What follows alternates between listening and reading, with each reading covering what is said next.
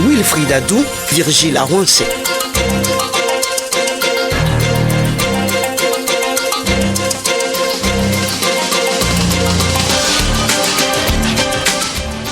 Bienvenue à tous, vous êtes au grand rendez-vous, le service après-vente hebdomadaire de l'actualité sociopolitique du Soleil FM, et vous avez bien raison de nous choisir car pour cette 112e édition, nous avons plusieurs représentants de candidats pour échanger sur des questions bien particulières. Virgile Arouansé, bonjour. Bonjour Wilfried Adou, bonjour à tous. Alors heureux de vous retrouver en pleine forme pour cette aventure dominicale, Virgile.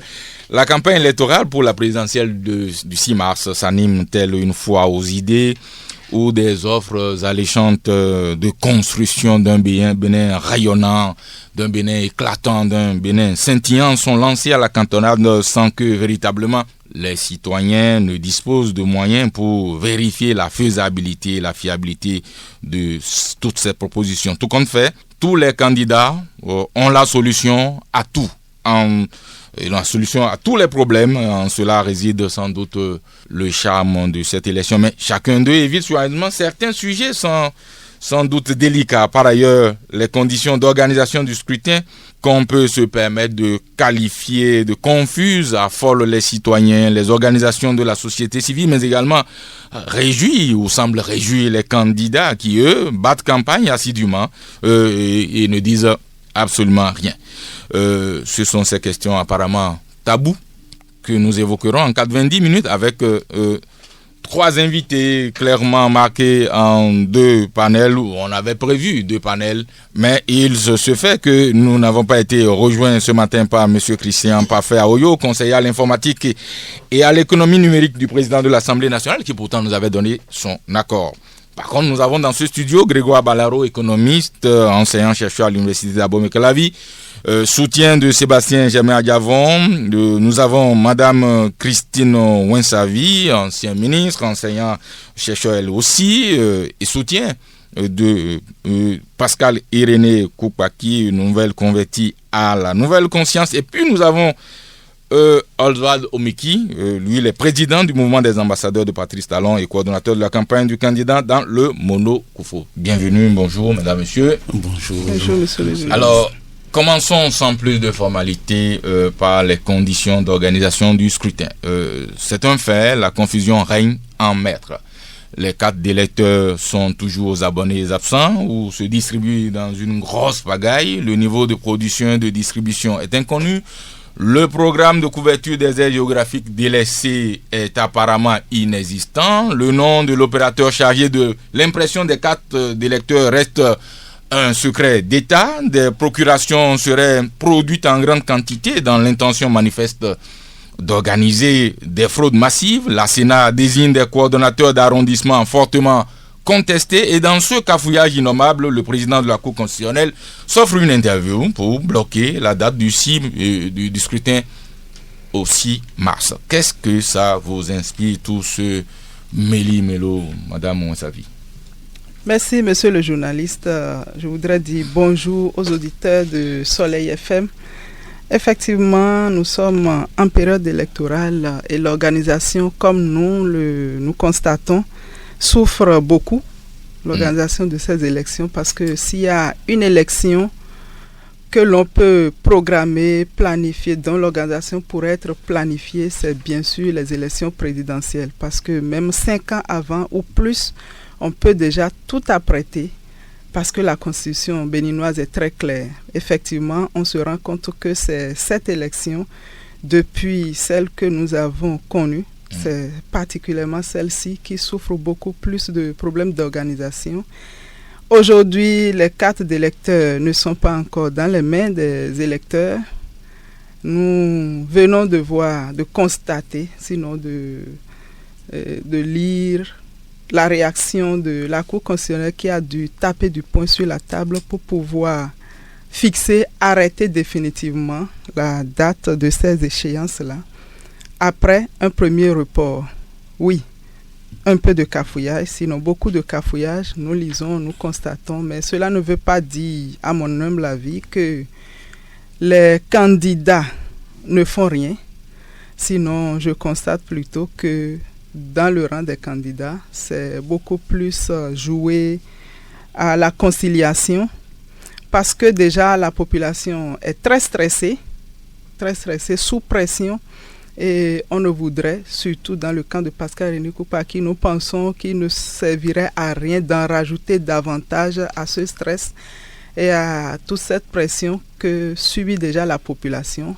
Il faut aller dans la douceur, calmer ce qu'on peut calmer et rassurer quand même les populations de ce que les élections auront lieu. Oui, mais attendez, oui. Madame, il est dit souvent dans nos traditions que lorsque vous êtes assis sous un arbre et que vous ne parlez pas, les oiseaux peuvent vous laisser tomber le fiente sur la tête.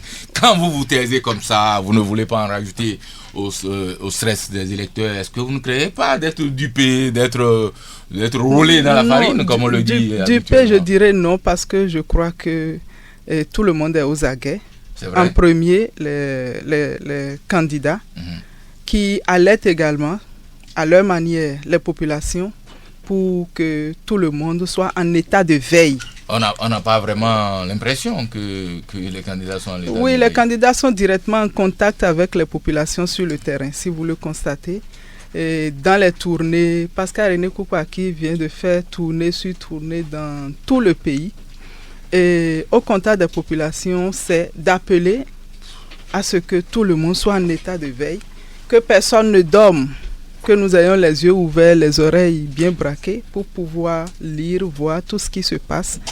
Donc je voudrais, monsieur le journaliste, vous dire que les candidats, à mon avis, ne dorment pas, ne croisent pas les bras, mais évitent de faire beaucoup de bruit pour en rajouter à ce stress déjà des populations. Très bien, je dois annoncer que monsieur Parfait Aoyo, dont je parlais dans le sommet de cette émission, vient de nous rejoindre. Il perturbe un peu la programmation que nous avons prévue, parce qu'on avait prévu 2 panels si tout le monde était là, mais comme il n'était pas là, on était parti à 3, mais là ça complique un peu, mais tout le monde va pouvoir parler. Monsieur Parfait Aoyo, nous étions en train de parler avant votre entrée dans ce studio des conditions d'organisation du scrutin. Que pensez-vous justement de toute cette pagaille qui s'organise pour le scrutin? On entend de faibles protestations d'un côté, mais de votre côté, on n'entend rien du tout. Tout va bien pour vous? Non, tout ne va pas bien en termes d'organisation. On pourrait faire mieux parce qu'on connaissait la date des élections depuis longtemps. Ça montre aussi la capacité de nos structures à s'organiser. Et je crois que c'est l'occasion pour saisir et réformer tout cela. Et ça, je crois qu'on aura le temps d'en reparler. Ça fait partie un peu de notre projet de société de Bénin Gagnant. Donc c'est vraiment dommage qu'on en soit là. Ça montre notre capacité organisationnelle et ça pose le problème de la manière dont nous voulons gérer ce pays. Donc voilà. En plus, on a vu que ça depuis 10 ans. Aucune de nos élections, monsieur, n'a été organisée dans les délais requis. Aucune de nos élections n'a été organisée de façon propre. C'est finalement une sorte de malédiction pour ne pas bien organiser les élections. Vous n'avez pas le sentiment? On ne dirait pas malédiction, parce que je n'ai pas souvenance. Proposez-moi le mot juste. Je n'ai pas souvenance que ce soit des étrangers qui viennent organiser les élections. C'est la capacité organisationnelle du pays qui est mise en cause. C'est la capacité pas organiser les élections. Institutionnelle du pays qui est mise en cause. D'accord. Et il va falloir qu'à un certain moment, qu'on s'asseye et qu'on réfléchisse. Mais Parfait Aoyo, il est aussi dit que tout ça est organisé cette fois-ci pour vous, pour votre candidat, Lionel Zinsou. Organisé à dessein. Ah bon? Vous m'apprenez quelque chose, hein? Ah bon, vous n'étiez pas au courant?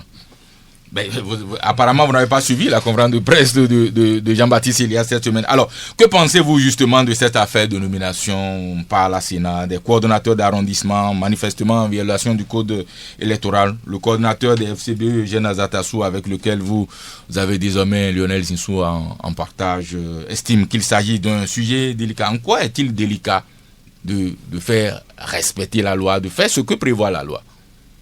Bon, pour ce que je sais comme le commun des Béninois, la Sénat devrait, et au vu du code électoral, devrait inviter comme coordonnateurs les magistrats, les juristes, les greffiers Et puis après, les administrateurs de première, deuxième classe. Bon. Ça veut dire qu'ils devaient en principe utiliser tout ce corps-là parce que c'est ce que la loi a prévu. Il reste maintenant qu'on sache le dosage qui a été fait. Nous n'avons pas connaissance. Ce que, lorsque le problème s'était posé et que nos structures se sont rapprochées de la Sénat, on a entendu dire que la Sénat s'était rapprochée du ministère de la Justice qui a envoyé la liste de tous les magistrats disponibles. C'est l'information que nous avons. Et nous 222 magistrats, précisément, en croit le communiqué de l'UNAMAB. Ça, c'est vrai, c'est un fait. Mais je crois aussi que, à la faveur des élections, et c'est peut-être là où le coordonnateur de FCBE parlait de délicatesse, à la faveur des élections, on ne va pas vider nos tribunaux pour envoyer tout le monde transformer. La loi n'a pas dit ça, monsieur. N'a pas dit ça. Non. Par conséquent, nous avons un corpus de magistrats et d'avocats très limité, tous concentrés dans la partie méridionale du pays. Et donc, ça pose un problème. C'est une question de délicatesse. Ça revient encore sur la dynamique du pays et les ressources internes du pays. Pourtant, la Sénat, dans sa répartition de ses magistrats, a déplacé les gens sur de longues distances au lieu de les maintenir dans la juridiction habituelle. Au cas où on aurait besoin d'eux au tribunal, ils pourraient rapidement aller régler des problèmes. Mais quand on prend quelqu'un du tribunal de Cotonou et qu'on l'envoie, je ne sais pas où, à Diakotomé, qu'est-ce que vous voulez qu'il vienne faire? Une fois encore. C'est là la délicatesse. Une fois encore, je veux mettre le bon sens au service de ce débat. C'est-à-dire... Le bon sens voudrait que à Diakotomé, il n'y a pas de tribunal. D'accord. Nous n'avons 14 tribunaux sur l'étendue du territoire. Oui, mais il est coordonnateur d'arrondissement. Il y en a tout au moins, c'est une question de géographie. Il y en a à Lokossa, et ils sont 3 magistrats dans un tribunal comme celui de Lokossa. Vous avez 52 arrondissements. Vous faites comment? Dites-moi. Vous les démultipliez? C'est une question que je pose à tout le monde. Maintenant, si vous prenez les 3 de Lokossa, vous les dispersez dans Lokossa, vous ne pouvez même pas régler la question de Lalo, de Dobo. Mais c'est ça la vraie problématique. On n'a pas assez de magistrats. Maintenant, ça c'est un fait. Le deuxième fait, on n'a pas 546 magistrats à pourvoir dans le pays. On l'a pas. À côté des magistrats, il y a 182 greffiers. Et c'est seulement une vingtaine qui a été retenue. Il y a des critères. J'aimerais bien à ce niveau qu'on parcourt le code électoral. Que dit-il le code? Le code électoral dit qu'il faut prendre dans l'ordre les greffiers en chef, les greffiers. En fait, il y a une dégradation en matière de compétences pour pouvoir les utiliser. Une fois encore, les greffiers ne marchent qu'en binôme avec les magistrats, surtout quand il s'agit d'instruction. Je crois qu'il faut tranquillement vider ce problème et peut-être... En faisant quoi à votre avis? J'ai pas d'avis. Je crois qu'il faut se rapprocher à la Sénat. Il faut se rapprocher auprès de la Sénat. Et il faut revisiter le code électoral. Et ce serait trop facile, et vraiment trop facile, de penser que c'est à la faveur de Pierre-Paul Jacques. Je crois que c'est tout un dispositif qui est en dysfonctionnement. Il faut en prendre acte. Et surtout que toutes les institutions soient mises à contribution pour que ces choses n'arrivent pas. Il n'en demeure pas moins qu'il reste des cadres qui sont prévus aussi par le code. L'essentiel, c'est de respecter. Si on n'a pas pris des maçons à la place des cadres, on n'a pas pris... Voilà, il faut vérifier. La Sénat n'a pas pris le soin même de préciser la qualité de ceux qui ont été retenus. Chers amis, je suis venu pour parler du candidat Lionel Zinsou. Mais c'est de ça que je ne suis pas là pour la Sénat. Je crois que la Sénat on va y revenir. On va revenir à votre candidat. Mais ce que je sais avec précision, c'est cela. Et nous l'observons. Ces dysfonctionnements, nous l'observons le cœur maîtris. Très bien. Nous ne saurons être responsables d'un tel dysfonctionnement parce que nous ne sommes pas à la Sénat. Mais quand on pose la question de savoir à qui profite le crime, les regards se jettent de votre côté. En tout cas, ça n'engage que vous. Non, ça ne m'engage pas. Vous avez entendu d'autres personnes le dire cette semaine. Mais ça n'engage que vous. Moi, je ne fais que des constats, cher ami. Mais alors, ça vous engage. À l'instar des communales et législatives de 2015, des communales de 2008, tout comme de la présidentielle de 2011, Oswald Omeki, les conditions sont désormais réunies pour un scrutin sans éclat, un scrutin en tout cas indigne d'un pays qui a commencé sa marche démocratique depuis 26 ans. Quel regard apportez-vous sur cette situation? Merci beaucoup. Merci de me recevoir dans les studios de Soleil FM. Je voudrais transmettre à tous les auditeurs les amitiés du président Patrice Talon, qui est actuellement en campagne comme tous les autres candidats, et préciser que je suis membre de la plateforme qui coordonne la campagne dans le COUFO, et donc que le MONO est coordonné par d'autres personnes de qualité. Cela étant, je crois que ce qui se passe n'étonne pas les Béninois, en ce sens que depuis que le président Boni Yayi est devenu chef d'État, nous avons plutôt été habitués à des élections organisées dans des conditions difficiles. Nous avons eu tous les reports et nous avons eu toute la polémique autour des conditions d'organisation des élections. Je ne vais pas revenir sur ce que nous savons déjà. Je vais plutôt en appeler à la responsabilité des uns et des autres. Il n'est pas facile pour une démocratie qui se construit de gérer une étape comme celle que nous allons connaître le 6 mars. Et donc, je veux demander à tous les acteurs du processus électoral, à tous les membres des institutions et des instances qui interviennent dans le processus du début à la fin, de se souvenir que le Bénin est le pays des 10 millions que nous sommes. De se souvenir que quand on a une responsabilité aussi lourde, il faut l'assumer en tenant compte de l'intérêt commun. Il y a beaucoup de désordre. La distribution des cartes d'électeurs. Ça a commencé avec quelques polémiques. Et on a vu que malgré les critiques qui avaient été formulées par la classe politique, par les candidats, eh bien, rien de cela n'avait été majoritairement pris en compte. Vous savez, quand vous êtes dans un pays où la Cour constitutionnelle, qui est l'instance suprême, a perdu un peu de son aura, parce qu'on croit qu'elle a été au service d'un président. Quand vous êtes dans un pays où la Sénat, qui est donc l'instance qui devrait techniquement arbitrer les élections de façon objective, les organiser pour le bonheur de tout le monde, a parfois des tendances qui ne rassurent pas le peuple, il faut s'asseoir et faire le point. Nous, vous pensez qu'on peut faire le point avant le scrutin? Non, nous, au sein du staff du président Patrice Talon, nous ne paniquons pas. Parce que nous connaissons cette stratégie qui consiste à créer la psychose, empêcher les candidats de faire campagne, les occuper à autre chose et ensuite à gagner le terrain parce qu'on a un candidat qu'on veut faire accepter par les populations malgré le refus. Nous disons que chaque institution connaît son rôle. Nous disons que la Cour n'a pas mal fait de dire il faut aller voter le 6 mars parce qu'après, il faut éviter de tomber dans le piège du décalage des dates qui permettrait de nous retrouver dans une situation où il faudrait envisager éventuellement une prolongation de mandat ou bien une vacance de pouvoir. Nous ne voulons pas en arriver là. Pour nous, le 6 avril 2016, Boni Yayi doit passer la main à un autre Béninois. Et donc, quand la Cour vient dire il faut voter le 6 mars, on a envie de dire c'est bien que la Cour siffle la fin de la récréation. Mais c'est vrai que les conditions ne sont pas réunies. Jusqu'à l'heure où je parle dans le COUFO dont je viens, les cartes d'électeurs n'ont pas été... Oui, mais quand vous faites tout ce constat, quand on a fini de dire ce que vous venez de dire là, quels sont les gages de transparence que nous avons sur ce scrutin finalement? Les gages de transparence que nous avons, c'est que nous pensons que avant d'aller au vote, chacun va jouer son rôle. Nous pensons que tout va être mis en place et que tout le monde va mettre devant l'intérêt de la nation. Vous remettez à qui là? Au bon Dieu? Mais pas du tout. Le bon Dieu ne viendra pas distribuer les cartes, le bon Dieu ne viendra pas affecter les magistrats dans les endroits où ils doivent servir.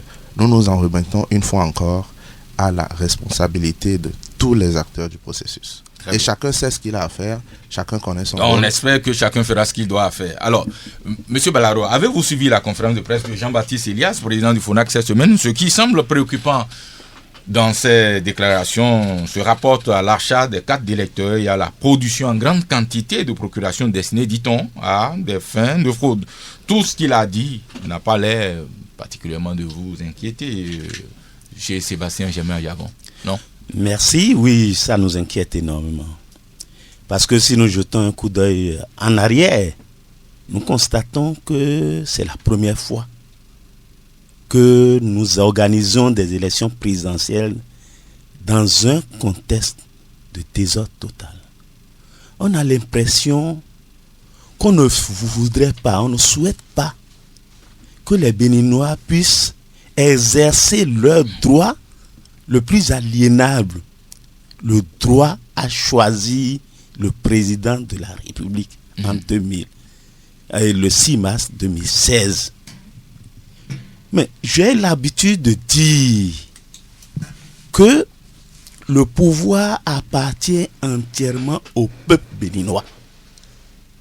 Il l'exerce par dévolution, soit dans l'isoloir, comme il peut l'exercer dans la rue.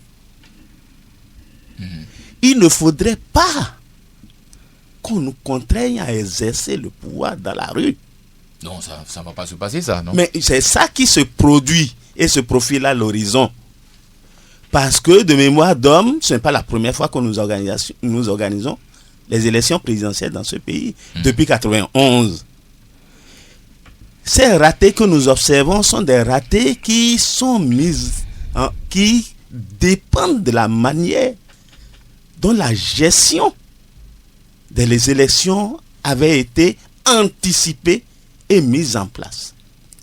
Comment pouvez-vous comprendre que ce soit au dernier moment, pour des allocations budgétaires qui sont déjà inscrites dans le budget depuis la conception donc du budget, son élaboration et après son vote, que ce soit au dernier moment qu'on débloque ces allocations budgétaires pour réaliser ces dépenses donc électives.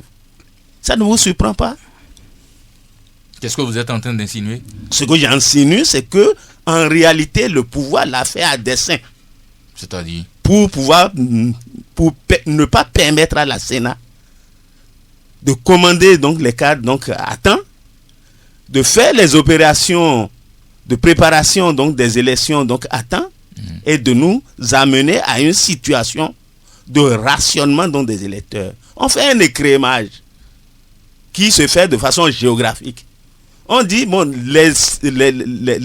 les localités où l'opposition donc est bien implantée, on va faire en sorte que la distribution donc des cadres dans cette localité donc soit restreinte.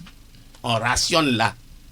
Et là où donc le candidat donc du pouvoir est bien implanté, on va distribuer suffisamment donc de cartes. Vous avez des éléments pour affirmer ce que vous dites là? Bien sûr, nous avons des éléments. Et mon candidat a des éléments pour affirmer ça.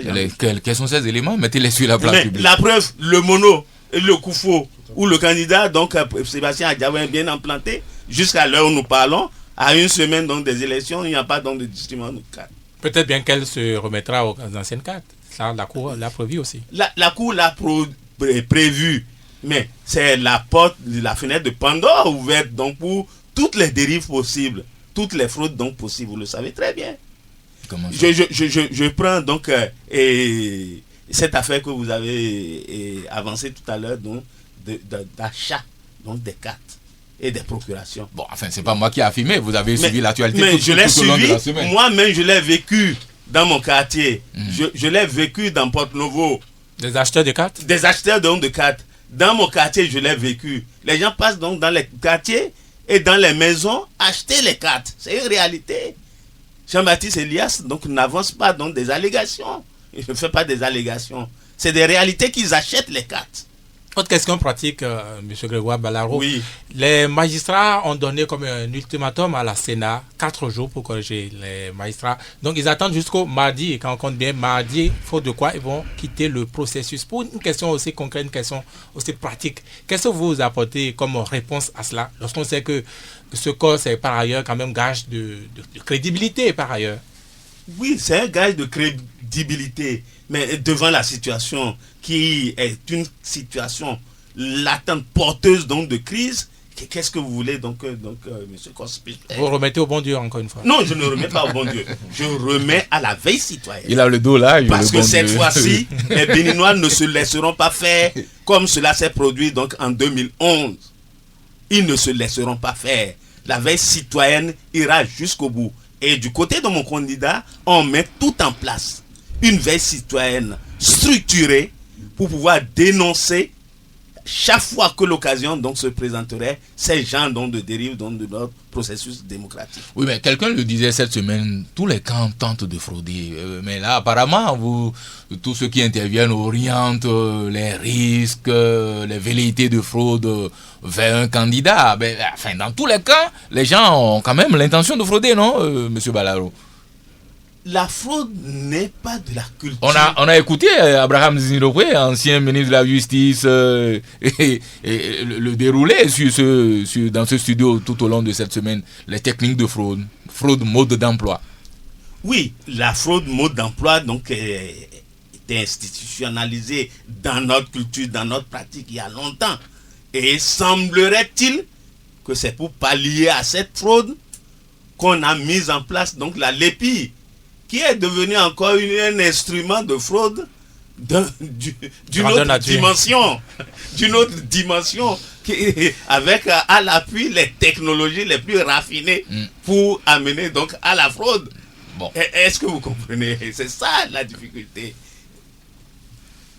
Le grand rendez-vous.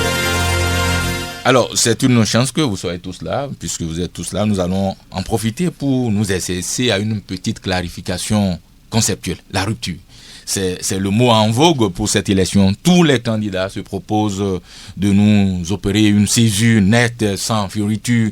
Mais on peine à savoir d'avec qui et avec quoi. La rupture désormais galvaudée n'est-elle pas finalement un concept qui, à l'épreuve de la pratique, finira par prendre les formes de ce changement vendu, emballé au Béninois en 2006. De quelle rupture parlez-vous, monsieur Parfait Oyo? Nous parlons de rupture par rapport au mauvais fonctionnement des institutions dont nous venons de faire cas, par exemple. Nous allons nous y atteler. C'est la poutre de notre programme de société. C'est une rupture fondamentale. À partir du 6 avril, lorsque le candidat Lionel Zissou sera investi, ça va être le premier chantier que nous allons le faire. Nous en avons les moyens parce que nous avons suffisamment d'élus locaux pour faire ces réformes urgentes. Et vous allez vous y prendre comment? C'est une rupture qui va se faire parce que nous allons introduire des lois qui partiront de la modification du système partisan, permettront aux partis politiques d'exercer le pouvoir politique. Ça fait partie des ruptures. Révisiter le fonctionnement de nos institutions et asseoir autour d'une table. Qui ont été toutes vassalisées. Totalement. Sur ça, là, nous sommes. Et le candidat Lionel Zissou est pour la rupture sur ce sujet-là. Mais c'est heureux que tout le monde partage la rupture. Mais pas faire, d'aucuns vous diront que ils se surprendront de voir le mal proposer le remède. C'est un peu comme la colique nous propose paracétamol pour soigner la colique. C'est quand même drôle. Ça fait peur plutôt. C'est absolument drôle ce que vous proposez, vous voulez dire... Parce que vous êtes dans une alliance qui a géré ce pays 10 ans durant et ils n'ont pas eu l'intelligence de nous proposer ce que vous dites là et qui ont créé les systèmes que nous observons. Je suis en admiration de votre verbe et de votre capacité de jeter l'opprobre. Non, je ne jette aucun. Je fais un constat, cher ami. Je fais un constat. C'est un fait que les FCE sont dans votre alliance. Je vous admire. Mais c'est un fait, non? Acceptez mon admiration. Non, c'est pas pour ça qu'on est là. Mon admiration. Est-ce que ce que j'ai dit, est-ce que les FCE sont dans votre alliance, oui ou non? C'est un fait. Acceptez mon admiration pour vous dire. Allez-y. Pour vous dire que c'est pas le sujet. Ce soit l'alliance républicaine constituée des FCBE, une partie des FCBE.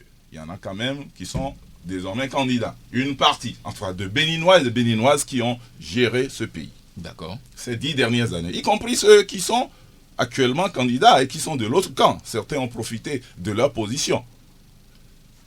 Le PRD, qui a été opposant, la RB, cette alliance-là, a constaté que sur le fonctionnement de nos institutions et la modernisation de notre administration, ça ne va pas. D'accord. Ce constat est clair. Il n'y a pas eu de dialogue social pendant 10 ans, dialogue politique, je vais dire, pendant 10 ans. Nous pensons que ce serait l'occasion d'aborder ce dialogue. Nous allons oser le faire et ça, ce serait un vrai élément de rupture. L'autre élément de rupture va être la corruption. Ça va être la lutte contre la corruption. La corruption est endémique. Il n'est pas né aujourd'hui, il ne finira pas demain. Mais il a pris du fortifiant ces dernières années. Totalement. On est d'accord. On est d'accord sur. La corruption a été gavée de CAC 1000. Totalement d'accord. En pleine forme. Je ne sais pas le comprimé qu'a pris la corruption, mais nous sommes d'accord qu'aujourd'hui, les effets de la corruption, nous ne parlons pas des effets aujourd'hui, nous parlons des causes de la corruption. C'est les causes qu'il faut attaquer. C'est pour ça que nous disons le diagnostic est souvent mal posé. Et ça s'est fait dans l'enfance de l'art. Oui, mais Parfait Royo, je reviens encore à la charge. Comment rassurez-vous les gens que vous allez lutter contre la corruption en allant danser à Boukoumbe avec des célébrants de la corruption? Je n'en connais pas un ex-célébrant de la corruption lorsqu'on a été condamné par les institutions de notre pays, à savoir les systèmes judiciaires. Est-ce que vous pouvez me citer le nom de quelqu'un condamné avec qui on a été dansé?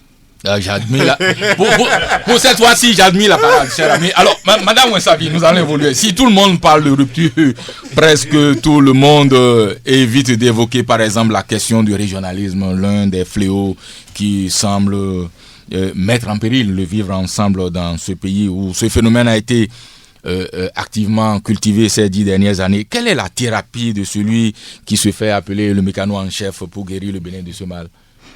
Eh oui, la question de régionalisme, nous la fustigeons tous. Mais vous aussi, vous êtes dans la rupture. Tout à fait, D'accord. Bien sûr. Rupture parce que nous pensons que la gouvernance sur tous les plans, au plan politique, au plan, je dirais, du fonctionnement des institutions de la République, et nous notons également un déchirement, je dirais, du tissu social jusqu'à la plus petite cellule familiale aujourd'hui. Et c'est par rapport à ça, je voudrais aborder la question du régionalisme qui est une question vraiment préjudiciable aujourd'hui dans la mesure où on se rend compte que la division a gagné vraiment le cœur même de la famille.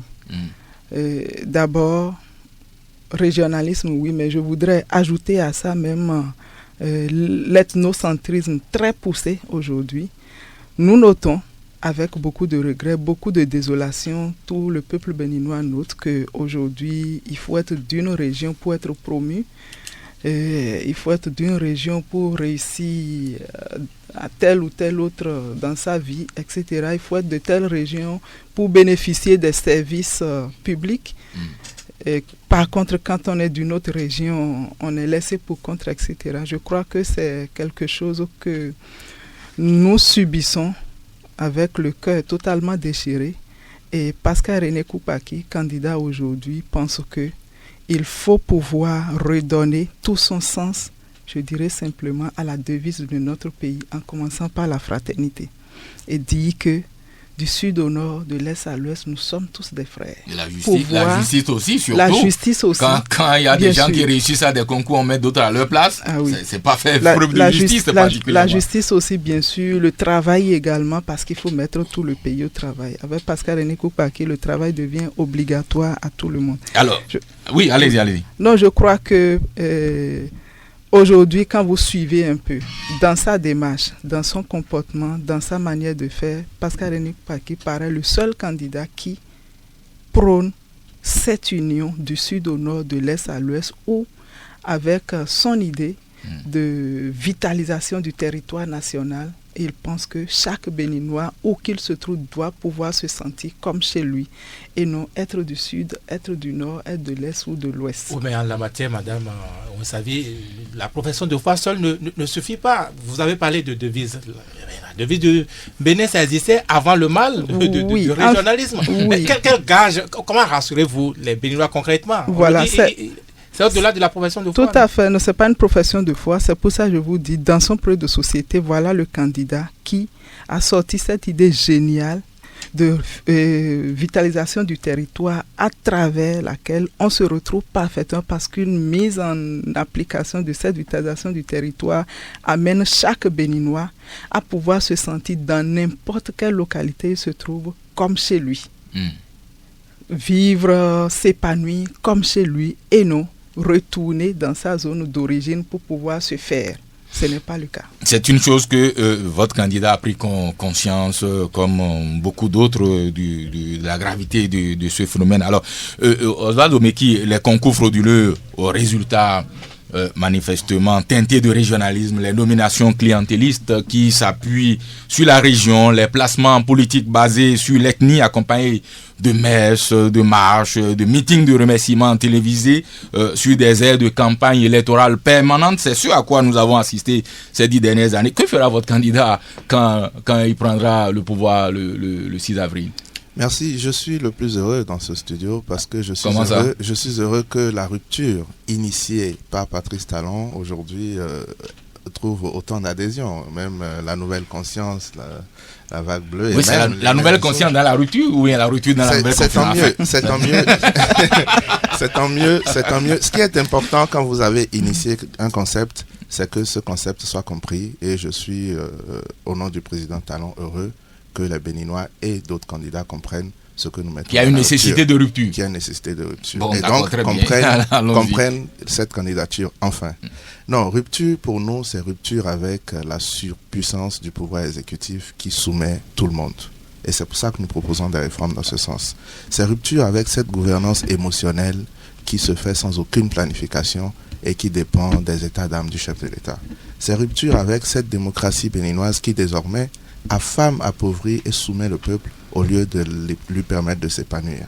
C'est rupture avec l'instrumentalisation des partis politiques qu'on oblige à être à la mouvance présidentielle au risque de ne pas exister. Et c'est d'ailleurs pour ça que des formations politiques sérieuses ont dit, pour justifier leur soutien au dauphin du président Yahi, au candidat de la majorité, on dit nous ne voulons pas être à l'opposition. C'est grave de dire comme critère qu'on ne veut pas être à l'opposition et que c'est pour ça... C'est un projet de société, ça. Je ne veux pas être à l'opposition. C'est l'exercice du parti... C'est l'impression qu'on a. C'est l'exercice du pouvoir. C'est l'exercice du pouvoir par le président Boni Yahi en soumettant les partis politiques, en les obligeant à être à la mouvance pour survivre, qui fait qu'aujourd'hui des formations politiques sérieuses se joignent à un candidat qui n'est pas accepté par le peuple en disant nous ne voulons pas être à l'opposition. Nous voulons rompre avec les marches, les meetings et les messes d'action de grâce. Parce que l'apologie à la gloire du chef de l'État n'est pas normale dans une démocratie.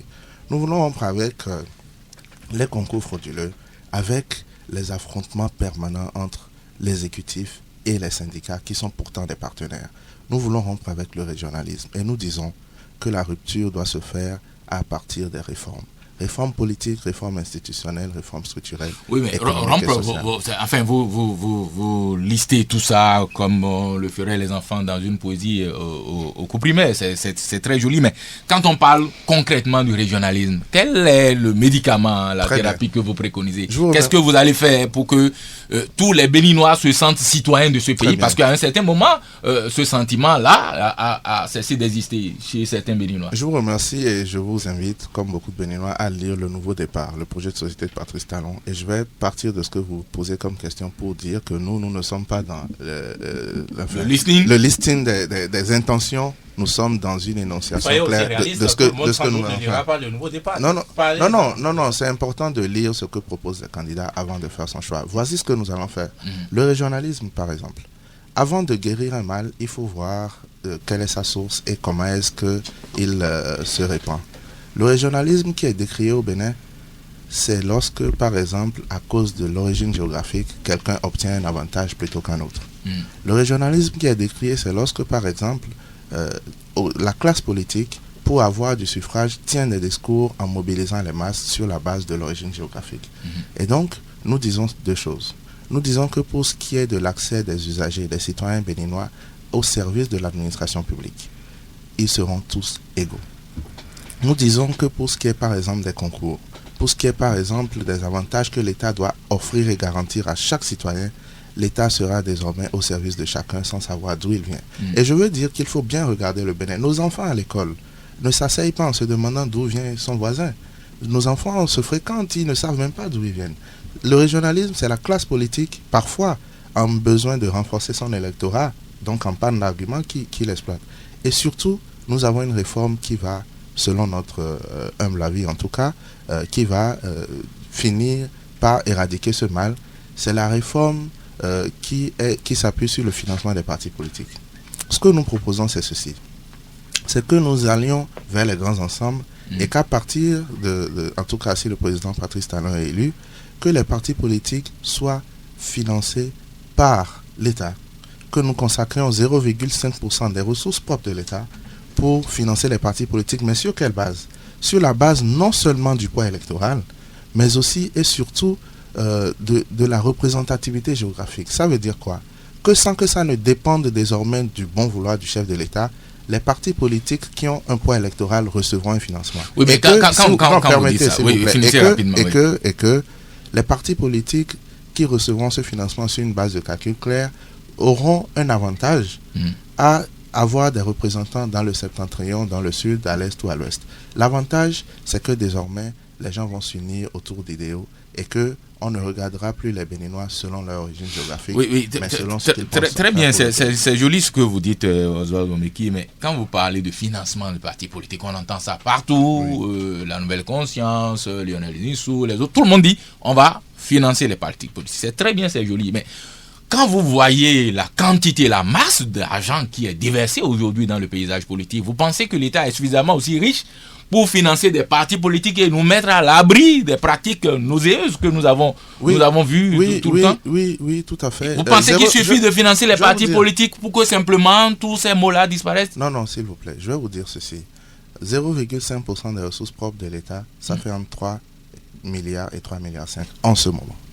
Et donc, si nous allons d'abord vers les grands ensembles, et donc si nous n'avons pas beaucoup de partis politiques parce que nous demandons aux gens d'avoir un poids électoral nécessaire avant d'accéder à ce financement, nous pensons que nous n'aurons plus de 200-300 partis politiques. D'accord.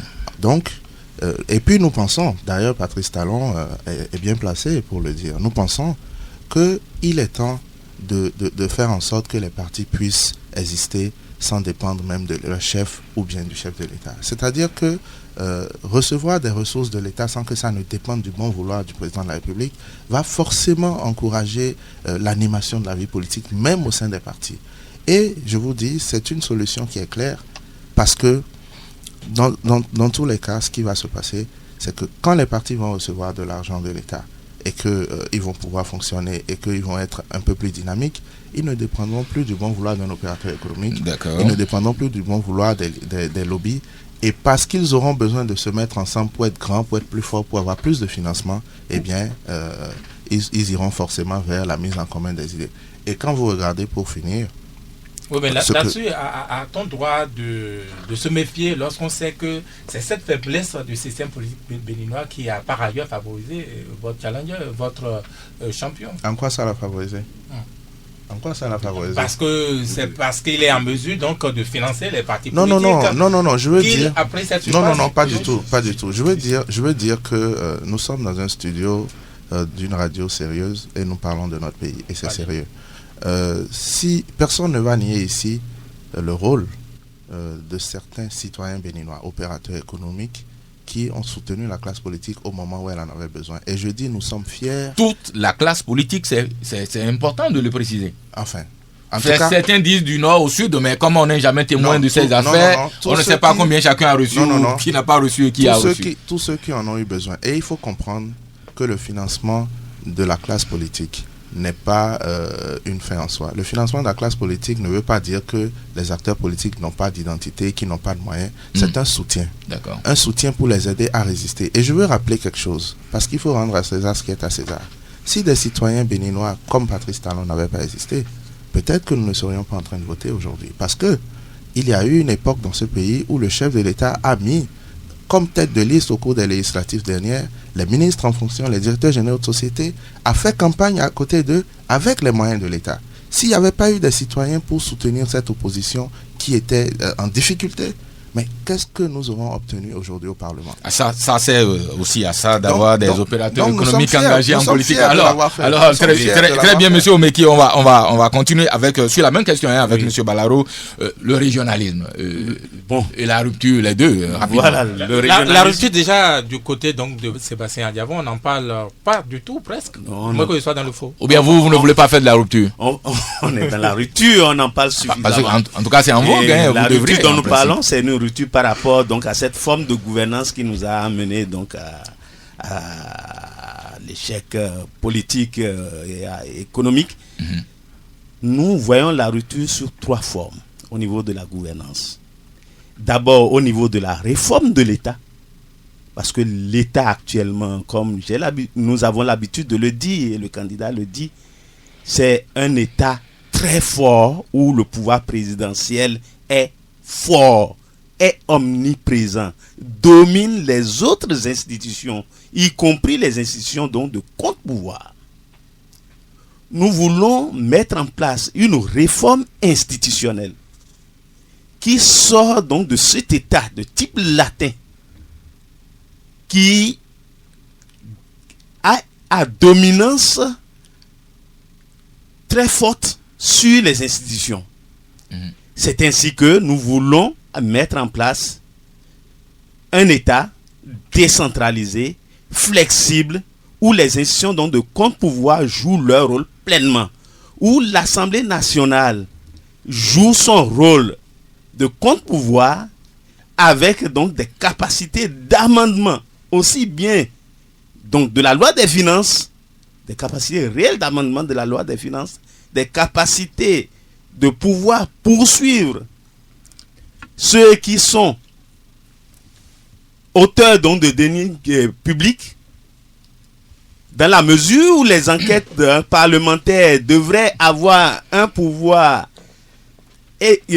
important, exécutif donc important parce que ces enquêtes pour le moment donc parlementaires ne sont que à titre consultatif pour le gouvernement. Nous voulons mettre en place un pouvoir qui permet effectivement aux autres acteurs de la société politique de jouer leur rôle dans le processus politique. Donc il y a des couloirs qui sont définis. Chacun restera dans son couloir pour le bon fonctionnement donc des institutions. Maintenant, sur le régionalisme, vous proposez sur le régionalisme, je reviens là-dessus. N'eût été la dénonciation des concours frauduleux dont parlent les organisations syndicales, il n'y aurait pas eu d'impact. Le gouvernement n'aurait pas fléchi et fait un pas en arrière. Or, cela veut dire, si nous avons en place un processus de gouvernance pluriacteur, où tous les acteurs donc, de la société politique, de la société civile sont représentés, avec les organisations syndicales, un dialogue social donc, qui fonctionne correctement, on aurait pu empêcher donc, ces dérives-là. Malheureusement, le pouvoir exécutif étant omniprésent, très dominant, nous n'avons pas pu éviter les dérives et il faudrait une réforme hardie dans ce sens que mon candidat se propose donc de mettre en place.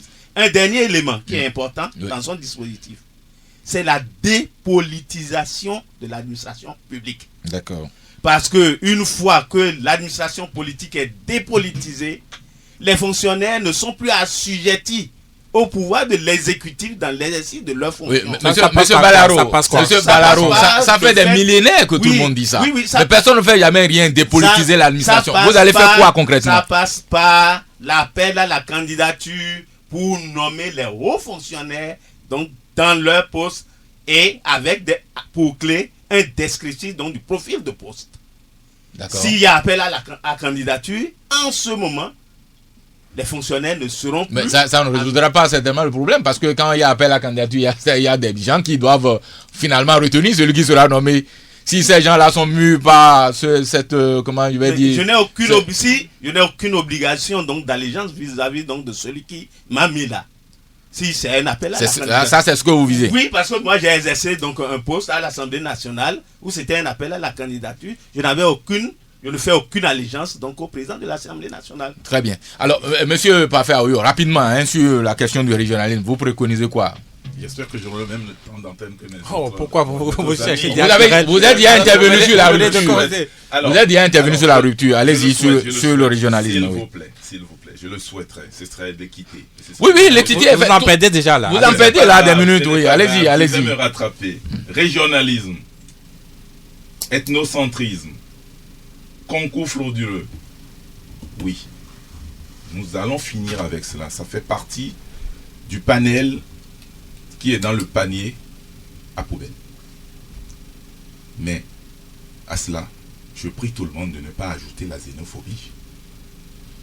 N'y ajoutons pas la xénophobie. Personne n'a encore parlé de xénophobie ici encore. Je ne prie que les uns et les autres. D'accord. Peut-être les auditeurs, parce que moi, on n'en parle pas ici. Que les Béninois et les Béninoises acceptent cela. Mais vous voyez la couleur de votre candidat. J'ai envie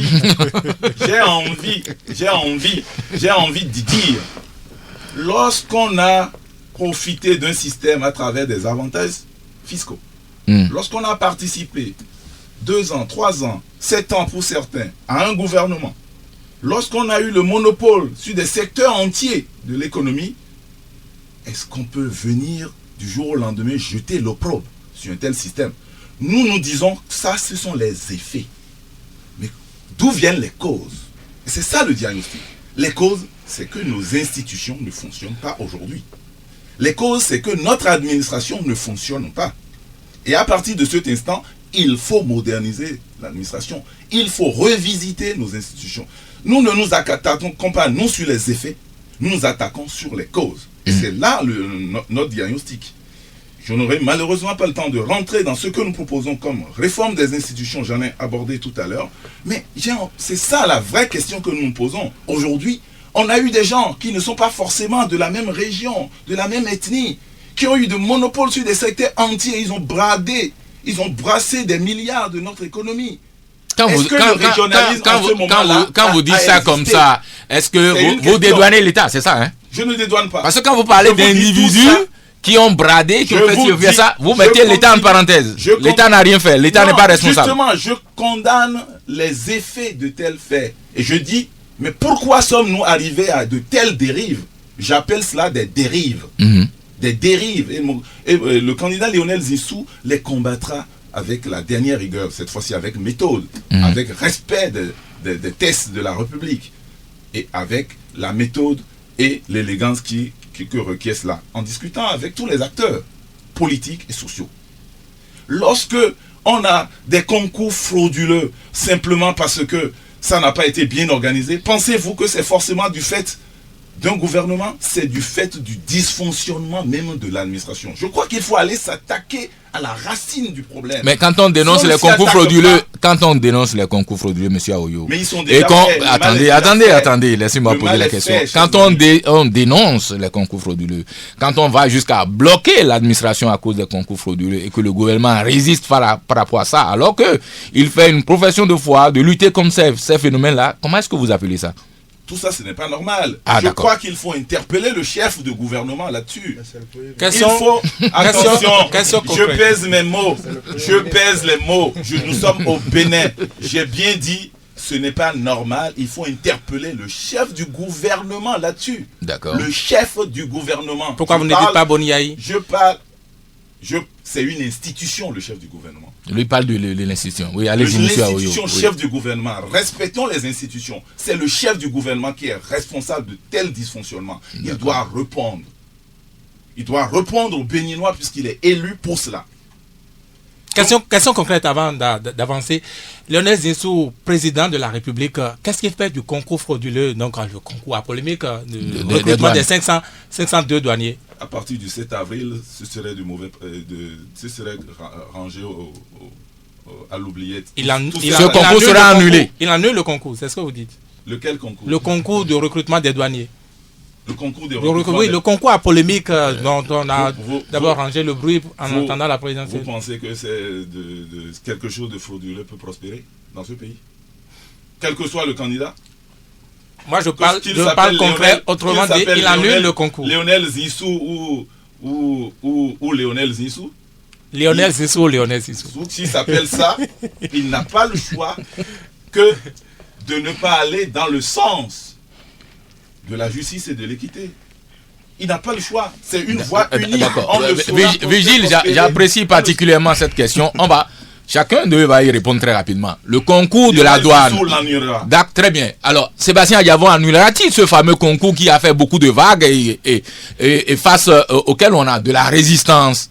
Est-ce qu'il annule ce concours? Oui, c'est évident dans la mesure où nous ne sommes pas d'accord avec les résultats de ce concours. Tout le peuple entier l'ont dénoncé et que ce concours sera annulé dès la prise du pouvoir donc, du président Très bien. Donc le 6 avril prochain. Très bien, Madame Wensavi.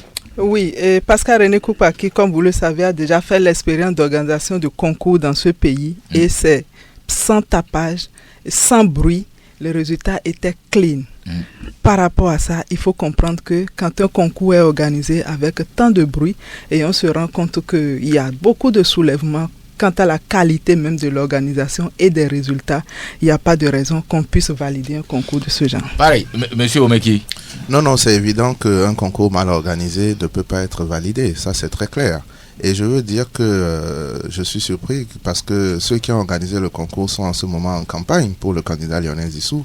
Et quand mon ami dit qu'il faut interpeller le chef du gouvernement, j'ai envie de dire qu'il faut interpeller le Premier ministre qui, dans son cahier de charge, Pourquoi il a organisé le concours? Non, il est le chef du gouvernement. Et ou alors il faut demander ou alors il faut demander au Premier ministre qui, dans le pays, dans l'autre pays d'où il vient, dans sa deuxième nation, dans sa deuxième patrie, dans sa première nation, enfin, je sais qu'il en a deux. Enfin, il a deux nations, c'est vrai. Allez-y. Dans l'autre nation, moi aussi, dans l'autre nation, Monsieur Aoyo. Vous avez trois. Monsieur Aoyo, je vous rassure. Très chanceux. Dans l'autre nation du candidat Lionel Zissou, la France, dans l'autre nation, le Premier ministre en général coordonne l'action du gouvernement. Et donc s'il accepte un poste de Premier ministre et qu'il ne coordonne pas l'action du gouvernement, je dis qu'il accepte de se soumettre parce qu'il a envie d'être candidat. Et je vais finir sur ça, honnêtement, Monsieur Aoyo, ou alors vous dites à Lionel Zissou, votre candidat, je ne sais pas si vous le voyez, vous lui dites donc d'interpeller le président Bouniaï sur ça, ou bien vous lui demanderez gentiment, et je prends les Béninois à témoin, de venir reconfirmer qu'il annulera ce concours. Non, mais il a dit ce concours. Que le candidat Zissou le reconfirme, et surtout, dans ce cas, que le candidat Zissou se débarrasse des organisateurs de ces concours qui, en ce moment, sont en campagne pour lui. Très bien. Bon, enfin, ça, il verra s'il fera ça après. Alors, sur le sujet, nous avons eu presque une unanimité de vues. Hein. Ce fameux concours sera annulé si les 4 candidats dont les représentants sont dans ce studio-là arrivaient à prendre le pouvoir. Le concours de la douane, que ceux qui ont réussi à ce concours frauduleux, là, se le tiennent pour dit, ce concours sera annulé et formellement annulé. Le grand rendez-vous. Un autre sujet orphelin, ce sont les produits pétroliers de contrebande. Au nom de la lutte contre ce trafic, les forces de l'ordre, sur ordre du chef de l'État, ont refroidi une quantité de nos compatriotes, notamment dans les départements de Lomé et du Plateau. Puis un matin, comme par magie, il a été décidé de tout arrêter, comme cela avait commencé. Sur ce point précis, que fera Sébastien Diavon, Grégoire Balaro? Merci bien. Sur ce point précis, la réponse du président Diavon est simple. On ne peut pas combattre un phénomène économique que nous connaissons depuis des décennies. Ce que nous proposons, c'est que une reconversion des vendeurs, donc dans la perspective d'une négociation donc avec ces acteurs et d'une concertation donc, en profondeur. Je dis que nous avons donc des dysfonctions du système donc d'approvisionnement et de dysfonction de distribution en produits pétroliers. Mm-hmm. Et cette vente vient en complément de ce que nous n'avons pas comme capacité d'offre suffisante. Aujourd'hui, je dis et je le soutiens, si la subvention au Nigeria n'est pas levée, même si elle est levée, et si au niveau de la Sonacop, nous n'avons pas des stations et des points de vente de produits pétroliers partout sur toute l'étendue du territoire, il serait difficile que nous n'arrivions à approvisionner le territoire donc, national. Donc vous créez des stations et puis vous faites de la reconversion. Vous pensez que ça suffira pour que les gens qui s'installent au bord des rues là se rendent et aillent faire autre chose? Non, ça ne suffira pas. D'accord. Ça ne suffira pas du tout. J'ai dit si la levée de la subvention au Nigeria sur les produits pétroliers n'est pas faite, il n'y aura pas une égalisation donc, des prix. Parce que si la levée est faite, il se pourrait qu'il y ait une égalisation donc, des prix de produits pétroliers donc au Bénin, et l'importation n'aurait plus son sens. Dans cette perspective, lorsque le déficit en capacité de distribution donc serait résorbé, le problème n'aura plus de sens, il ne restera que la reconversion des acteurs. D'accord. Voilà. Alors parfait, Aoyo, vous êtes le conseiller technique à l'économie numérique du président de l'Assemblée nationale, dont le parti a pour fief Lomé Plateau. Il y a de nombreuses personnes qui ont été refroidies, j'ai utilisé le mot pour être correct, refroidies dans cette lutte contre les produits pétroliers de contrebande. Quand Lionel Zinsou, votre candidat, prendra le pouvoir, que va-t-il se passer par rapport au problème précis du Payor? Vous avez suivi à l'université de Yefa en 2012, lorsque le président Adrien Ongwedi brandissait le carton pour dire on ne modifiera pas la Constitution. Le deuxième sujet qu'il avait proposé, nous étions en pleine lutte. Une lutte qui a donné des pertes en vies humaines de nos populations. Il a dit clairement qu'il faut s'asseoir et revisiter ce pan de secteur. Et nous l'avons abordé dans le domaine de l'autonomie énergétique de notre pays. Nous savons qu'aujourd'hui, on ne peut pas fonctionner, l'État ne peut pas fonctionner sans l'énergie sous toutes ses formes. De l'énergie fossile, qu'est le pétrole, jusqu'à l'énergie solaire, qui sont les énergies propres. On a proposé, au point 14, je ne vous l'avais pas sous les yeux, mais dans la partie énergie, nous avons proposé une réforme fondamentale pour aborder ce sujet. Une fois encore, il y aura de rupture dans cette manière de lutter contre l'essence fluoratée. Le candidat Lionel Zinsou fera de rupture à ce niveau-là. Telle qu'elle a été menée, ça n'a pas donné. Concrètement, il fait quoi? Il demande aux forces de l'ordre de tirer à nouveau sur ceux qui font ce travail-là.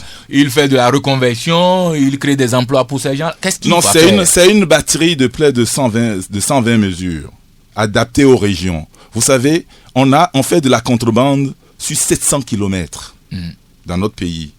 Nous sommes frontaliers d'un géant qui produit du pétrole. Nous ne maîtrisons pas nos frontières. Contrebande depuis au moins 40 ans.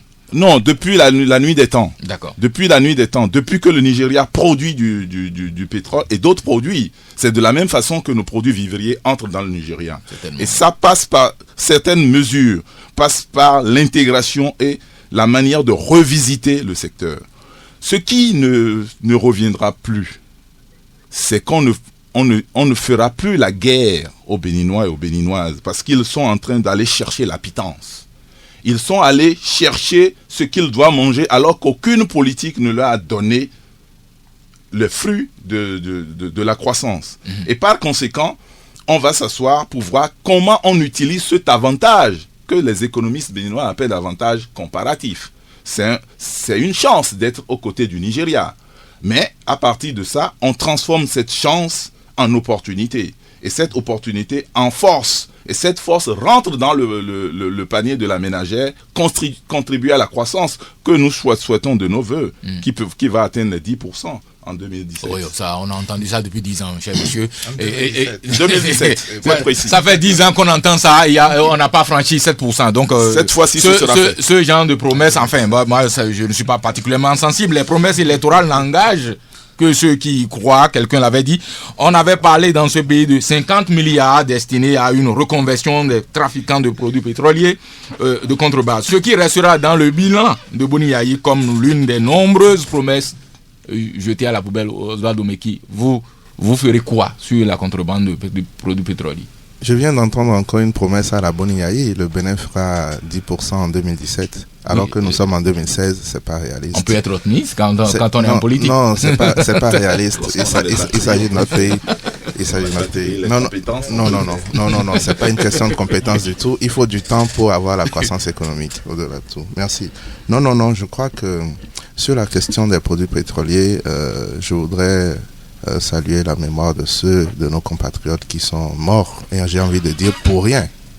Pour rien, parce que cette lutte a été enclenchée à plusieurs reprises, mais stoppée pour des raisons électorales. On a vu le chef de l'État prendre des mesures en disant il faut stopper ça, et puis on a vu le chef de l'État recevoir ces personnes-là en demandant leur soutien pour telle ou telle élection. Ce qui est important, c'est de bien identifier le mal pour pouvoir l'éradiquer. Aucun Béninois, y compris les acteurs de la filière informelle, ne sont fiers de ce qu'ils font. Quand vous faites des micro-trottoirs et que vous les interrogez, ils vous disent « Nous n'en sommes pas fiers, nous savons que ça peut causer des incendies, nous avons perdu parfois des parents mais nous avons besoin de survivre. Et de l'autre côté, vous avez des Béninois qui disent, oui, nous avons envie d'aller acheter de l'essence de très bonne qualité pour nos moteurs, mais comment faisons-nous s'il n'y en a pas dans les stations et surtout si c'est trop cher? Et donc, le problème est à deux niveaux. Au niveau des Béninois, il faut rendre le secteur formel, opérationnel et efficace. Ça veut dire quoi? En termes clairs, les Béninois doivent avoir du carburant disponible et moins cher. Ensuite, au niveau des acteurs de la filière, avant de leur demander d'arrêter ce qu'ils sont en train de faire, il faut leur dire ce qu'ils vont faire pour gagner un revenu qui, à défaut d'être équitable à ce qu'ils gagnent dans cette filière informelle, s'en rapproche. Parce qu'aujourd'hui, le mal est profond. On a laissé ce commerce se développer pendant de longues années et ce commerce est devenu aujourd'hui l'une des filières qui nourrit des millions de Béninois. Et donc, il faut, oui, aller à la reconversion, mais cesser de citer la reconversion comme un vain mot et passer aux actes. Et je dis qu'en cela, il faut des mesures claires et surtout le dialogue. Le dialogue, pas pour leur demander de voter, le dialogue pour leur dire que nous sommes tous d'accord sur le danger que cela représente, nous sommes d'accord sur le besoin qu'ont les Béninois d'avoir de l'essence à moins de coût et nous sommes d'accord sur la nécessité pour chacun de vous de bien se porter et de gagner de l'argent. Qu'est-ce que nous allons faire? Et c'est en cela que le climat que veut offrir le président Patrice Talon à partir du 6 avril, s'il gagne les élections grâce au peuple béninois, grâce à Dieu, eh bien, ça va être un climat qui permet à chacun d'avoir de nouvelles opportunités d'emploi, d'avoir de nouvelles opportunités d'entrepreneuriat et surtout d'offrir à tous les Béninois la chance d'exceller dans le talent de chacun. Et enfin, nous sortirons les vendeurs de poignards, nous les sortirons de là et nous les mettrons au service du pays dans ce qu'ils ont envie de faire, dans ce qu'ils savent faire et le pays se portera bien. Je suis heureux que jusque-là personne n'ait promis de tirer sur les populations de Lomé du plateau parce que nous on a assisté avec beaucoup d'émoi à ce genre de carnage qui a été organisé dans ce dépassement. On parle exactement de 22 personnes qui ont été tuées dans cette lutte. C'est intolérable dans un pays qui se veut démocratique quand on ne propose pas de solution. Et c'est bien que personne ici ne nous propose de tirer sur ces gens-là. Peut-être même Madame Wensavi. C'est dit à ça, oui, sur la question. Madame Wensavi, quand on évoque l'essence de contrebande, on pense entre autres aux conducteurs de taxi moto. Vous allez répondre sur les deux questions. Ces fameux M qui constituent le corps de métier le plus courtisé par ces temps de campagne électorale. Alors, votre candidat à vous, que fera-t-il lorsqu'il va prendre le pouvoir, d'abord sur l'essence de contrebande, mais également sur les M? Oui. Merci beaucoup. Je crois que la question de la vente de l'essence de contrebande est une question très cruciale et profonde parce que vous venez de le dire, ça fait plus d'une quarantaine d'années qu'on connaît ce fléau dans notre pays et il ne s'agira pas de s'asseoir un jour ou alors de se lever un jour pour prendre la décision de réprimer pour arrêter. Je crois qu'il faut un dialogue avec ceux qui sont dans ce secteur-là. Et ce qu'il faut noter aussi, c'est que déjà à la souche, qu'est-ce qui nous amène à ce fléau, à cette activité que pratique la jeunesse et beaucoup de personnes?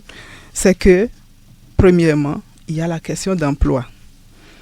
Il y a la question d'emploi dans la mesure où ce secteur nourrit des milliers de Béninois qui aujourd'hui sont parfois diplômés ou non, mais qui pensent qu'avec ça, ils peuvent arriver à subvenir à leurs besoins quotidiens.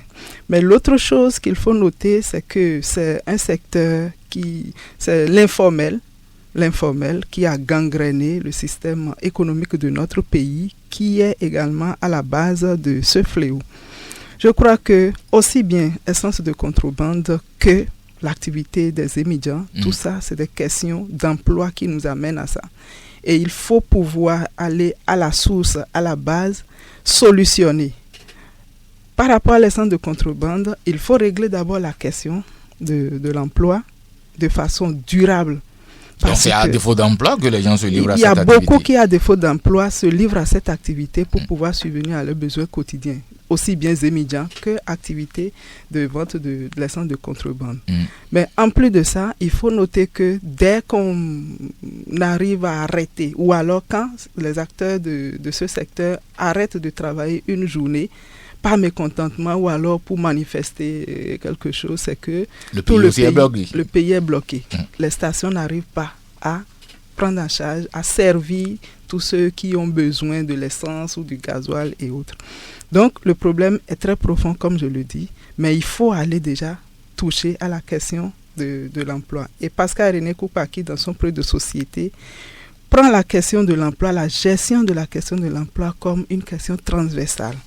Et en proposant une territorialisation du développement, je crois qu'il pense que nous devons valoriser les potentialités de chaque localité et à partir de là, créer de l'emploi. Ce n'est pas sortir des chiffres de création d'emplois en l'air tels que nous le voyons, mais c'est de pouvoir mettre en valeur les potentialités. Et ce n'est qu'à travers ça qu'on peut offrir l'occasion aux jeunes, aux femmes et à tout le monde de pouvoir travailler dans leur domaine de compétences et de subvenir à leurs besoins. Et par rapport à ça, Pascal René Koupaki, par rapport à cette territorialisation du développement, a proposé, par exemple, accompagner les communes avec le milliard économique et local. En disant milliard économique et local que... Dans le milliard, on va créer des stations, c'est ça? Non, pas créer des stations. D'accord. Je ne parle pas des stations, mais je parle déjà de la question de l'emploi qui peut nous amener à résorber un peu le problème de vente de produits pétroliers, de la question des Zémidian au même moment. Et parallèlement à ça, amener à créer des stations, c'est normal. Et aussi bien le public soit d'accord pour que le privé doit pouvoir s'investir dans ce domaine. Donc je voudrais dire, il faut voir la question de l'informel que nous devons résorber. Il faut résorber la question du chômage et après ça, parallèlement à ça, nous sommes en discussion avec les acteurs de ce secteur. Tout se passera en douce comme il a l'habitude de le faire. Très bien. Le grand rendez-vous. Alors, la plupart des candidats parlent de réduction du train de vie de l'État. Combien de ministres nommera Sébastien Yavon lorsqu'il sera élu président de la République? Parce qu'on a entendu des chiffres cette semaine. Combien? Ça, c'est une question très précise. Et dans son projet de société, le candidat l'a écrit, lui-même l'a répété chaque fois qu'il fait ses meetings. J'aurai un gouvernement restreint. C'est-à-dire? Un gouvernement donc, qui ne serait pas à l'image de ce que nous avons connu jusqu'à ce jour, où on a une quarantaine de ministères, une trentaine de ministères, ainsi de suite, pour satisfaire donc, les amis politiques qui vous ont soutenu. Mais un gouvernement très restreint de compétences qui pourrait l'aider à assumer sa charge. Donc vous n'avez pas de chiffre précis. Vous n'avez pas de prix. C'est pas 20, c'est pas 18. J'ai entendu quelqu'un dire j'aurai 15 ministres, l'autre a dit nous aurons 22 ministres. Vous n'avez pas de chiffre précis. En tout cas, le chiffre, c'est un gouvernement restreint qui ne va pas dépasser la vingtaine. Très bien. Ça c'est clair. Maintenant, je voudrais ajouter quelque chose par rapport au train de vie donc, de l'État. Le train de vie donc, de l'État, c'est en réalité l'utilisation abusive donc, des biens donc, de l'État par donc, le pouvoir donc, en place. Cette utilisation abusive qui fait que aujourd'hui, on va jusqu'à utiliser les ressources destinées à l'investissement public pour satisfaire donc, la consommation publique, alimenter ce train de vie de l'État. Et pendant cette campagne-là, il y a des candidats qui continuent de profiter de cette manne-là pour faire leur campagne. Utilisent les moyens de l'État. Vous les avez surveillés? L'hélicoptère donc de l'État, les véhicules donc de l'État passent partout et font campagne avec les moyens de l'État. Oui, c'est pourquoi nous parlons du prochain quinquennat. Le prochain quinquennat serait une rupture totale face à ces pratiques-là. Très bien. Monsieur Aoyo, sur la même question, Lionel Zissou, il aura combien de ministres? 15, 20, 30? Non, quand on a été à des niveaux de responsabilité comme celui-là, on n'avance pas des chiffres. Ah bon, qu'est-ce qu'on fait? On s'appuie sur son projet de société, on s'appuie sur son programme d'action et on met des hommes et des femmes compétents, sans critères de région, sans critères d'ethnie, sans critères de religion, et on les met, on s'assoit autour. Mais il est normal que lorsque on dépasse les chiffres de 20, ça rentre dans le pléthore. Parce que ça dépasse le chiffre de 20, ça rentre dans le Pourtant, pléthore. sur les réseaux sociaux, ce week-end, c'est ce qu'on vous a attribué, un gouvernement de 33 membres avec des noms bien précis déjà. Ah, déjà, on avait déjà le chef de l'État. Ça veut dire, en fait c'est prémonitoire. Ça veut dire vous pensez? Non, je n'ai pas lu les réseaux sociaux, mais si vous nous dites que on a déjà un gouvernement, ça veut dire que vous avez accéléré les élections. D'accord. Alors, tempo. On va venir les élections d'abord. Nous serons gagnants, mais attendez que les élections se passent dans des conditions normales. Tout le monde veut gagner. Oswald Omeki aussi veut gagner, mais quand il gagnera, Patrice Talon, lui, il fera un gouvernement de combien de membres? On va dire moins de 20.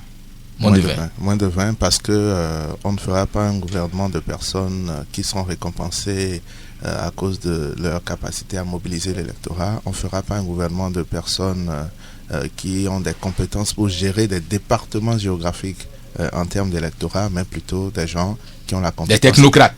Qui ont la compétence technique pour pousser le Bénin en avant. Et je rajoute à ça qu'il en sera ainsi pour toute l'administration jusqu'au dernier poste. C'est-à-dire que nous ferons appel aux Béninois qui sont compétents pour faire le travail. Et qui feront le travail. Oui, Madame Wensavi. Oui, ce qu'il faut déjà retenir, c'est que on peut se convaincre de ce que Pascal René Koupaki n'aura pas de ministres régionalisés, comme on a été habitué un peu à ça ces derniers temps-ci. Mais l'autre chose, c'est que par rapport à son projet de société, des secteurs vraiment bien définis, quand on lit, on se rend compte que la taille du gouvernement tournera certainement autour de la vingtaine. Je n'ai pas un chiffre précis à donner, mais certainement autour de la vingtaine. Mais l'autre chose qu'il faut retenir, c'est voilà un candidat qui, quand il sera élu, on l'a vu faire, il sait responsabiliser les gens, les laisser travailler et attendre le résultat. Il s'est délégué. Très bien. Et attend toujours les résultats. Donc, il n'y a pas de raison que tout ne se passe de façon très facile et très bien. C'est heureux que dans ce studio, il y a quand même des points d'accord sur tout ce que vous dites, la vingtaine. Personne ne dépassera la vingtaine. C'est absolument heureux. Alors, les dépenses ostentatoires dites de souveraineté effectuées par les gouvernants ont été tout le temps stigmatisées par les syndicats. Sur le double mandat de Boni-Aï, la fronde syndicale a été quasiment maintenue à son paroxysme. Lionel Zinsou était à la bourse du travail, lui, pour rencontrer les patrons de syndicats. Il me semble que c'est le seul d'ailleurs à avoir posé un tel acte, M. Parfait Aouyo. Qu'a-t-il promis aux travailleurs dans le sens de dépasser ces bras de fer permanents? Il a proposé un contrat de confiance franc. C'est-à-dire un dialogue franc. Un accord de non-agression? Pas du tout. Pas du tout. Il a demandé aux acteurs que chaque partie, chaque composante joue sa partition. Le gouvernement dans son rôle, les acteurs sociaux aussi dans leur rôle, d'animation des intérêts des travailleurs, et aussi que les travailleurs travaillent pour produire les richesses. Et que dans les deux sens, il y ait dialogue. Ce dialogue que certains ont initié. Je sais qu'un candidat de son poste d'ancien Premier ministre avait initié cela. Nous avions tenu compte de ces méthodes, nous allons les parfaire. Mérite à René Koupaki, dites-le clairement, non? Vraiment. Félicitations Pascal René Koupaki. Nous avions tenu compte de ces méthodes et nous allons les parfaire parce qu'en dépit de cela, il y a toujours eu des frondes. D'accord. Mais nous savons que les frondes ne nous permettront pas d'avancer. Oui, mais comment il va faire? Il donne ce que les syndicats réclament, il bombe le torse pour les effrayer, il signe un accord avec eux, il signe un accord de non-agression, un délai, comment on appelle ça, Vigile? Un délai de grâce, voilà. Alors, c'est ça qu'il va faire. Qu'est-ce qu'il va faire concrètement? Non, ce qu'il va faire, c'est qu'il met les acteurs syndicaux devant leurs responsabilités. Et il en prendra sa part. Et sur la base de ces responsabilités, les uns et les autres jouent leur partition. Les syndicats s'engagent à ce que le travail, ce pourquoi les uns et les autres sont payés. On viendra sur les rémunérations. des salariés, s'engagent qu'il y ait du travail, que les enseignants aillent enseigner, et qu'ils ne laissent pas les enfants en rade, mais à contrepartie, qu'un salaire décent leur soit donné, que les écoles soient construites, que les livres y soient, et que nos enfants profitent. C'est un exemple. S'il n'y a pas ça, et qu'on a des grèves perlées tout le temps, ça n'arrangera personne. Et ceux qui en partiront, ce ne seront pas les enseignants, parce qu'ils sont salariés, sont fonctionnaires, comme on le dit, mais ce seront les enfants des uns et des autres. Donc, à partir de cet instant, il y aura une responsabilisation. On saura tracer désormais, c'est ça la nouveauté, dans ce qui est fait dans le dialogue, on saura tracer ce qu'on appelle la ligne rouge, le Rubicon. On ne le franchira pas. Parce que ce à quoi on a assisté, M. Aoyo, on proposera aussi ce qu'on appelle le service minimum. Dans les hôpitaux, par exemple. D'accord. Dans les écoles. Ça existe déjà, tout ça. Non, même il si faut, personne ne il faut respecte. améliorer. Je vous dis, ce que vous constatez aussi, aujourd'hui, c'est des effets. Il faut s'attaquer aux causes. Et les réformes passeront par là. On donnera un coup de scanner à tout ce qui s'est passé pour pouvoir avancer. Très bien. Mais c'est aussi ça la rupture que vous proposez. Alors, Madame, vous savez, oui. Pascal Irénée Koupaki, quelqu'un l'a rappelé tout à l'heure, était un peu le sapeur-pompier du gouvernement de Yaya-Boni.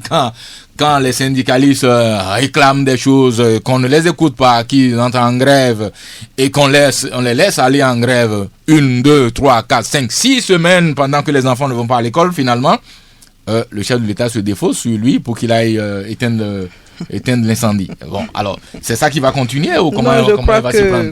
Comme l'a dit parce que ça, c'est un fait. On devrait être honnête de le rappeler. Non, je crois qu'il faut déjà décerner la palme d'or de la gestion de la tension sociale à Pascal René Koupaki. Mais je crois que Pascal René Koupaki au pouvoir, il n'y aura plus de ces grèves-là de façon fantaisiste. Comment il va faire? Dans la mesure où Pascal René Koupaki est ce planificateur qui anticipe surtout. Je crois que la gestion des crises sociales, ce n'est que d'anticiper, de dialoguer déjà avec les partenaires sociaux et de s'entendre sur un minimum. Il vient de dire la ligne rouge, oui, s'entendre sur un minimum et chaque partie doit pouvoir respecter son engagement. Quand on sait anticiper, quand on sait planifier à l'avance et qu'on cherche les solutions, il n'y a pas de raison qu'il n'y ait pas accalmie et que chacun puisse faire son travail dans un climat très apaisé, de sorte que nous ayons des années scolaires qui aillent jusqu'au bout pour que les enfants puissent en bénéficier, pour que les parents puissent avoir le fruit de leurs efforts également. Il n'y a pas de raison que nous n'ayons une atmosphère conviviale de travail dans l'administration et que tout se passe très bien. Avec Pascal René Koupaki, tout se passera bien. Alors, Oswald Momeki, à un certain moment de notre histoire récente, votre candidat, Patrice Talon, avait été accusé de financer sous la table les syndicats pour faire de l'agitation sociale dans le pays, etc. Quand il va devenir président, maintenant qu'il va devenir président, que va-t-il faire pour que sur ce front-là, on ait quand même une accalmie? Tous les Béninois qui ont osé dire non à Boni Yahi à cause de la démocratie béninoise et pour l'intérêt des Béninois ont été accusés d'être financés par Patrice Talon. Et je crois qu'aujourd'hui, les Béninois voient et constatent que Patrice Talon n'a pas fait tout ce qu'on dit. Non, Patrice Talon a rencontré, depuis qu'il s'est porté candidat, il a rencontré les syndicalistes représentés à la Bourse du Travail et il est allé plus loin. Il a rencontré d'autres, enfin leur démembrement, c'est-à-dire les syndicats d'enseignants. Enfin, on l'a vu face aux enseignants, par exemple. Face aux enseignants, où il a fait un grand oral. Il s'est soumis à un exercice, d'ailleurs auquel étaient conviés tous les candidats, et il a été le seul à répondre, chose curieuse. Et puis il a rencontré le secteur de la justice, il a rencontré le secteur de la santé, etc. Et ce qui s'est passé, c'est les propositions de Patrice Talon et les critiques de ces personnes-là. Et le résultat, tout le monde l'a observé.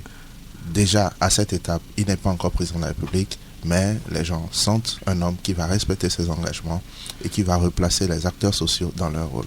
Parce que la question des grèves est liée essentiellement à une chose, le non-respect des engagements. Il faut cesser de ternir l'image des syndicalistes et des dignes travailleurs béninois. Les syndicalistes et les travailleurs béninois sont plus patriotes que le pouvoir exécutif que nous avons connu récemment. les syndicalistes... Enfin, que nous connaissons toujours. Que nous connaissons. C'est quelques jours, je prends l'habitude, parce qu'ils partiront. Le pouvoir de Yaïbouni n'a pas pris son thème. Ils partiront. Et donc, c'est le 6 avril. Il faut reconnaître... Oui, ils partiront. il faut reconnaître aux travailleurs béninois leur patriotisme. Et je dis le service minimum, les Béninois sont toujours arrangés pour le faire, même quand on n'a pas satisfait leurs conditions. Et quand on veut comprendre cette question, il faut vraiment se mettre dans la peau des travailleurs béninois, aller les interroger, voir combien de fois on les a roulés dans la farine. Il est arrivé que le gouvernement signe des documents et revienne là-dessus. Et on a vu à combien de reprises ces personnes ont été livrées au peuple dans l'espoir que le peuple allait leur jeter la pierre. Dieu merci, le peuple béninois a été mature et s'en sort. Donc ce que je veux dire... c'est que si Patrice Talon est président de la République, les syndicalistes vont être replacés dans leur rôle de partenaire. Partenaire veut dire que chacun respecte l'autre. Partenaire veut dire que quand on prend des engagements vis-à-vis d'eux, il faut les respecter. Et je dis qu'il n'y aura pas de grève parce que les syndicalistes sont des patriotes. Ils connaissent la situation de notre pays. Ils demandent une liste de revendications, mais jamais aucun syndicaliste béninois n'a dit qu'il voulait la satisfaction immédiate de toutes les revendications. C'est toujours par étapes. C'est des gens qui demandent à être écoutés, à être entendus, à être compris. C'est oui, c'est ça. D'accord. Et le syndicalisme, c'est de la revendication, mais les syndicalistes béninois savent prendre les choses une à une et accepter, pourvu que le président respecte sa signature. Oui, c'est ce que nous ferons. Oui, mais Omeki, vous avez dit respect de la parole donnée. Ce n'est pas le talent qu'on donne à Patrice Talon dans le milieu politique. On dit qu'il est même loin d'être quelqu'un qui respecte sa parole donnée. Je n'ai pas entendu quelqu'un le dire. Maintenant, si parole donnée veut dire donne-moi de l'argent ou finance-moi sur ceci ou cela, eh bien, il ne respectera pas ça parce que nous ne voulons pas acheter nos soutiens. Nous voulons proposer un projet aux Béninois qui devront arbitrer parmi tous les projets et choisir le projet qui leur convient. Patrice Talon respecte sa parole. Et je veux sur ça dire quelque chose. Allons-y, rapidement. Très rapidement. Quelqu'un qui, pendant son exil politique, a continué à faire le combat pour la survie de la démocratie et qui, en étant loin, a réussi à discuter avec des partenaires, à s'impliquer dans les choix, à s'impliquer dans la victoire de l'opposition contre un régime qui voulait aller plus loin. Je ne pense pas que quand on a fait ça de loin, on n'a pas une réputation de respect de la parole. Donc, c'est important. Monsieur Balaro, très rapidement, oui. Le dialogue social, c'est la question que nous étions en train d'évoquer. Que fera-t-il à Sébastien Yavon? Sébastien Yavon, donc, dans son projet donc, de société par rapport donc, aux travailleurs, donc, souhaite faire du dialogue social un véritable instrument de participation donc, des syndicats à la gestion des politiques publiques. Cela veut dire quoi, concrètement? Oui, rapidement, parce que concrètement, nous sommes presque à la lisière. Lorsqu'on connaît donc les revendications donc, des travailleurs, oui. On peut faire donc de la prévention donc, des conflits.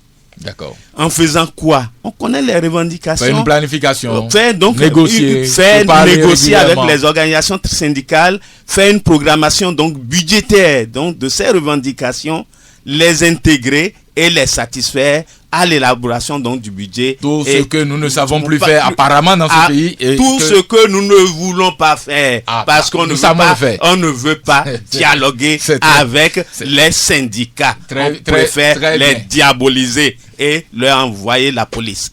Donc, à la bourse du travail. Pour les botter un peu. Enfin, exact. Très bien, mesdames, messieurs, vous l'aurez constaté, nous sommes au seuil de à la fin de cette émission, je vous l'ai dit. Nous constaterons que dans ce studio, il y a eu les représentants de 4 candidats, il y a quand même eu des points d'accord, et c'est ce qui est heureux dans ce que nous avons fait ce matin. Christy Mouinsavi était ici, ancienne ministre de Boniaï, représentait Pascal Irénée Koupaki. Oswald Omeki est le président des ambassadeurs de Patrice Talon qui l'a représenté dans cette émission. Il y a Grégoire Balaro qui est économiste enseignant à l'université qui représentait Sébastien Yavon. Et enfin, Parfait Aoyo qui est le conseiller technique à l'économie numérique du président de l'Assemblée nationale et défendait les intérêts de Lionel Zinsou dans cette émission. Chers invités, merci d'être venus partager avec nos éditeurs les opinions de vos champions respectifs. Allez, bonne campagne et que le meilleur gagne en toute transparence. Georges, pour nous, non, c'est Liamili Koubali. Voilà, moi, Liamili qui était aux manettes pour la réalisation aujourd'hui de cette émission. Vigile Avancé et Wilfried Adoun. Nous vous remercions de votre fidélité. Rendez-vous le 13 mars, c'est bien cela, Vigile. Le 13 mars, une nouvelle édition de ce programme se tiendra. D'ici à là. Le 13 mars. Oui, parce que le 6 nous allons l'élection. Exactement, le 13 mars, on se retrouve ici. Et voilà. N'oubliez pas d'aller retirer votre carte d'électeur et bonne journée à vous.